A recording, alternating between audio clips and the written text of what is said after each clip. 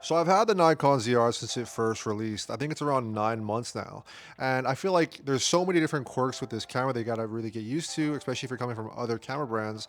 But the biggest one that I feel like everyone also has the same exact opinion on is the compressed ratios for the R3D RAW or like the 10-bit codecs and stuff like that. I feel like the data management and the file management of this camera is just like not feasible long term, especially with like hard drives, SSDs, and everything going up. This is a common problem that everyone knows about the Nikon ZR. The image quality for the price is great, but the 10-bit codec, in my opinion, is not usable in a professional workflow environment. And I believe back in February, Nikon announced that they're working on a firmware update for fixing the 10-bit like smushiness issue and making it a more usable codec, and also adding Log3G10 as a color profile for that codec as well.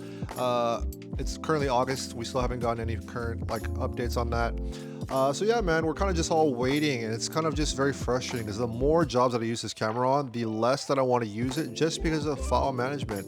I mean, like I said earlier, like let's say for a recent job that I had to do, I shot 4 1-hour interviews consecutively, and I used this as a B cam in 4K R3D, and I used the Red Komodo X as the A cam, and I used ProRes on the A cam, and I used 4K R3D on this camera. And the total file sizes for 4 1-hour interviews was around 2.3 terabytes. Normally I wouldn't have an issue, I wouldn't care, I would just send it off. But not all the clients want to deal with that kind of footage, you know what I mean? That kind of like data rates and stuff like that.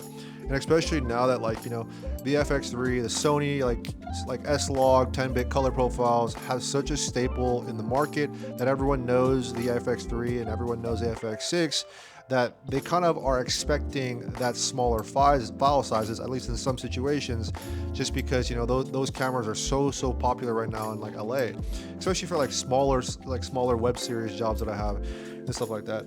So like it's just really hindering the use case and the versatility of this camera for me. And particularly, like, let's say for like jobs that I need to have longer takes, I'm just going to end up bringing my FX6 if it's just one camera, but I don't want to have to do that, you know what I mean? And yes, I have tried the NROX standard compressed ratio for 6K. It is a lot smaller. It's honestly around the same size as like 4K R3D. But the colors don't match as well with the Red Komodo X. So like I've had issues where I've sent those off and I have issues with the colors not matching, which is also very problematic because I'm not always cutting my footage anymore. So yeah, man, I mean, like, please Nikon, this definitely has to be addressed in some kind of way, either a compressed R3D like version or a usable 10-bit color profile, because not every single job needs RAW, especially in a $2,100 camera. The only usable, like, I would say usable in a professional workflow environment would be shooting RAW.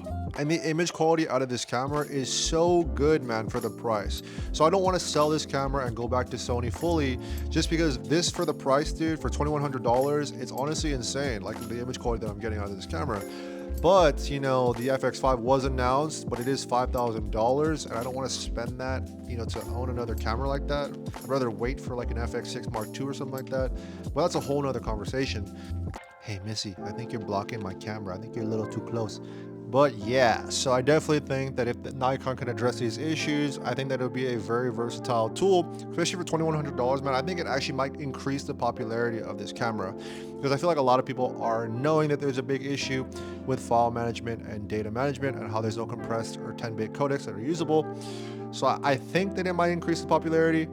But yeah, it definitely make it like for the owner operators that already have the camera, it make it so much better in my opinion. But yeah, let me know what you think down below. If you guys agree, disagree, am I tripping over this?